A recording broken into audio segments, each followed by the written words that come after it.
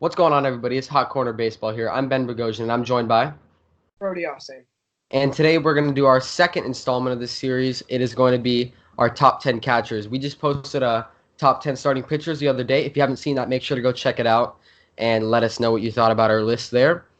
Same kind of thing. If you haven't seen it already and you need to understand what we're doing here, it's pretty simple, pretty straightforward. We're both doing our top 10s for the catchers from each position. We factor in their past performance and production a little bit more than this season, but we do factor in 2019. Um, Same format as last video. Brody's going to go first, say his top 10, and then I'm going to say my top 10, and we're going to talk about differences, agreements, all that stuff afterwards. So other than that, I believe we've got everything, right? Yes, sir. And I want to say, unlike the pitchers, this is very, very difficult because the catcher Oh, yeah. is very thin. Yeah, it's like second base where it's just not a strong position right now, but we did our best to make the list. So other than that, without further ado, Brody, floor is yours. So, number 10, I have Robinson Chirinos from the Houston Astros. Robinson Chirinos has gotten more pop out of his bat lately with in the middle of that the Astro lineup.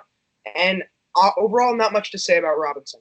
Yeah. Number 9, we have Jonathan Lucroy. Jonathan Lucroy has had a long and I'd say successful career.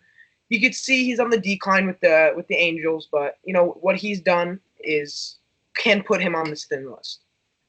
Number 8, we got the Mets. Wilson Ramos. Wilson Ramos got off to a very slow start this season, and lately has picked it up. And his production has been in the top 5 this year. Next, we have Salvador Perez. Salvador Perez has not played this season, but you got to factor in his All-Star glove and what he's done in the postseason in his entire career. Number 6, we have an all-time great, Yadier Molina. Yadier Molina, again, not a great year, but still, catcher being so thin, you got to put in the guy who's been an all-time great. Number 5, we have Buster Posey. Again, I can't stress it enough. The dude has been a superstar. This year, not so much, but still number 5 on my list. Number 4, Yasmani Grandal. We talked about him in our All-Star video. He's picked it up as late. His power is going through the roof in Miller Park. And with the Dodgers, we could see those stretches, but I just want to see if he can do it for a little longer. That's why he does not get further up on my list.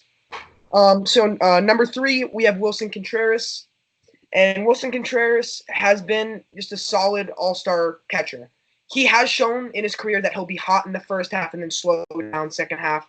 He's usually the starting catcher when it's not Yachty. But, yeah, he's my number 3. I am a Yankee fan, and it hurts to do this, but I'm putting Gary Sanchez at number 2. Really?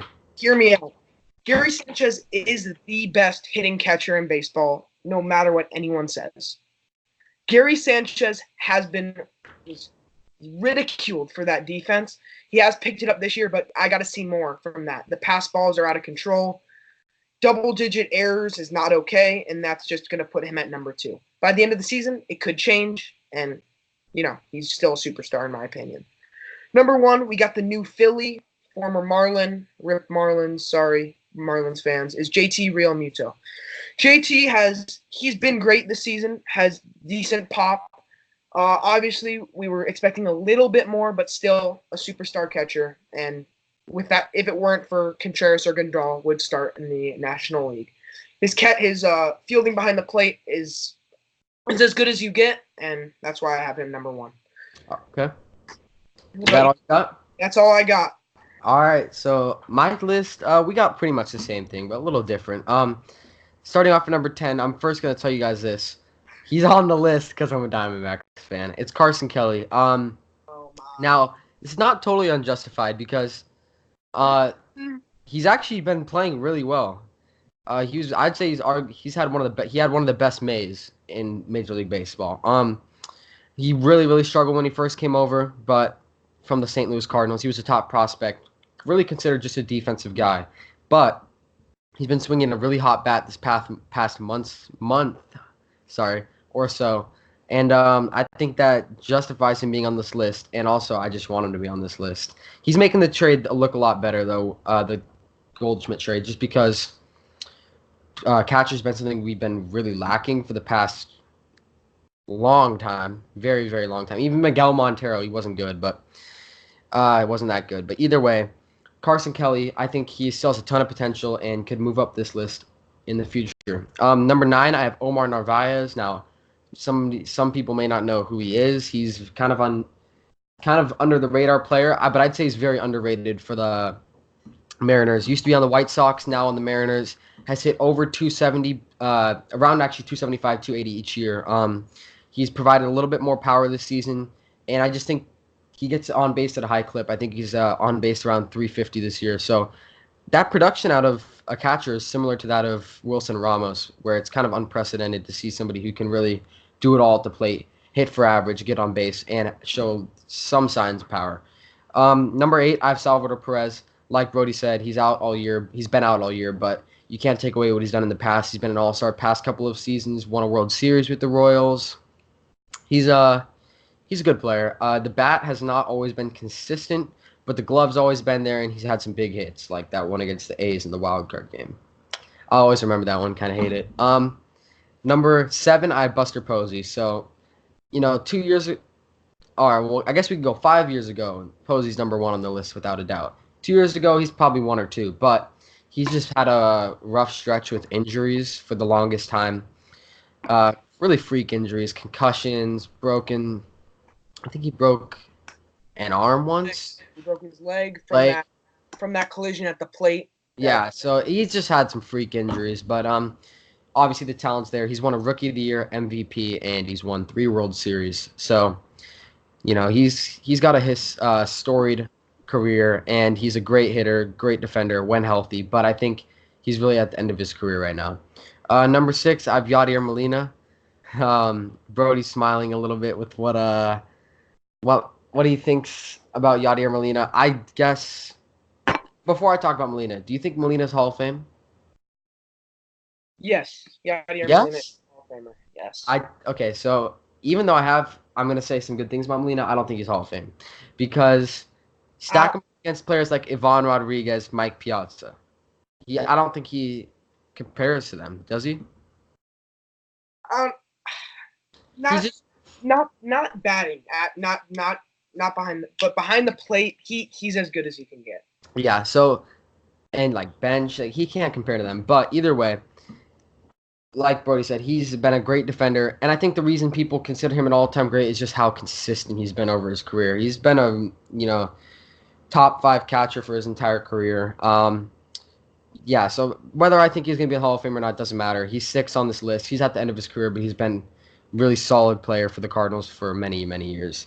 Number 5, I have Wilson Ramos. I guess he struggled a bit at the beginning of the year, but I think those struggles are completely gone. He's been possibly the best hitting catcher for the past 5 years, consistently. He's never going to put up the biggest numbers, but his stretch over the past couple of years has been just insane. He hits around 280 every year, going to give you 20 home runs and 70 plus, which this is not, RBIs aren't the best indicator, but from the catcher position, you're not seeing those stats all the time. So Wilson Ramos is a really good offensive catcher, which puts him at number 5 for me. Number 4, I have Wilson Contreras. He's super young, possible all-star catcher for the Cubs. He's been really highly touted for the past couple of seasons because we've seen what he's capable of doing. He's been on stretches where we're like, this guy's the best catcher in the league. And then he's done really for the rest of his career. So overall, he's had a really solid career so far, but I think we're all waiting for Wilson Contreras to break out. He has 1 or 2 potential on this list, but he's got to put it together for a full season. And we might be seeing that this year. We don't know. Number 3, I have Yasmani Grandal. Yasmani Grandal got criticized a ton last year for his defense in the NLCS, but it doesn't mean anything. He's a great defensive catcher, switch hitter, and a really great offensive catcher. Similarly with Ramos, he's been really consistent over the last couple of years. Not always hit for average, but he has recently the past 2 seasons, and he's just going to give you a lot of home runs and play solid defense behind the plate, and that's really all you can ask out of the catcher position, which is so thin nowadays. Number 2, so different from Brody here, I have JT Realmuto. Now, going into the season, I would say 1 without a doubt. And I'd say also that Realmuto is the closest thing to a 5-tool catcher we have because he's got speed, he's got very good defense, above par defense, good arm behind the plate, contact and power. So he's really the closest thing to being a five-tool player at the catcher position. But I just think that he's been a bit underwhelming this season. He'd been improving for the past 3-4 years, at a consistent pace, getting better and better every year. And he's kind of had a slow start to the year. I think he'll probably pick it up at the end, and he's a bit overshadowed in that lineup. But nonetheless, he's a great player. I just think that the guy number one has a little bit more offensive capability than JT Realmuto, and I don't think this guy at number one has even broken out yet, and that is Gary Sanchez. Brody's gonna like it because he's a Yankees fan, but he has his smirk as hate the Yankees. But either way, Sanchez, can't hate how he's played this year. Hit 20 homers. What'd you say? He's got 20 right now.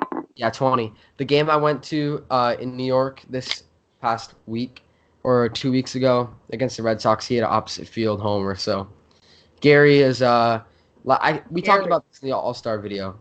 Gary is scary. Yeah, Gary is scary. We talked about this in the All-Star video, I believe, but he had a great rookie year, followed it up with a good sophomore season, horrible third year, and now he's back to being great. So I think that third season was just him being lazy and kind of a flunk, but a fluke.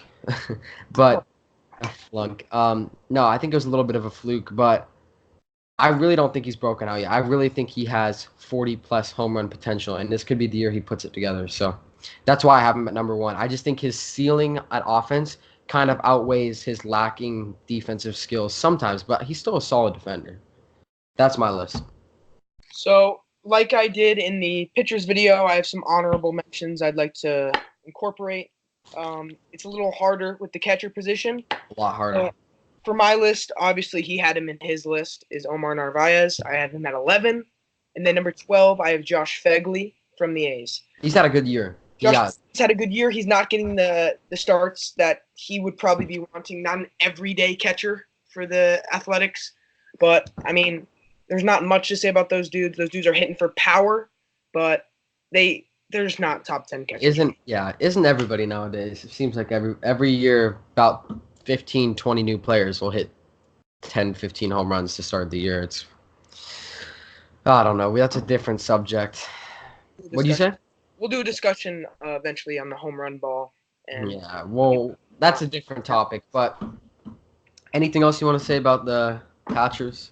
No, that's it. Just be posted. Our next video will be first baseman. Yes, a position that is super deep and awesome players. And we will definitely have more debates in that than we did here because, honestly, catchers. It's just a thin position. I think second base is going to be similar. But the rest is going to be action-packed. There's some all-star players in here, though. Yep. Nonetheless, yeah, like Brody said, we're going to keep this up daily uploads, so you're going to see this the day after you saw starting pitchers. If you liked this video, like you liked the other one, make sure to comment, subscribe if you haven't already, like it, and let us know. Let us know if we're right or wrong or we missed anybody. You know, we're not saying we're right about everything. So, other than that, I think we're out. Peace. Peace.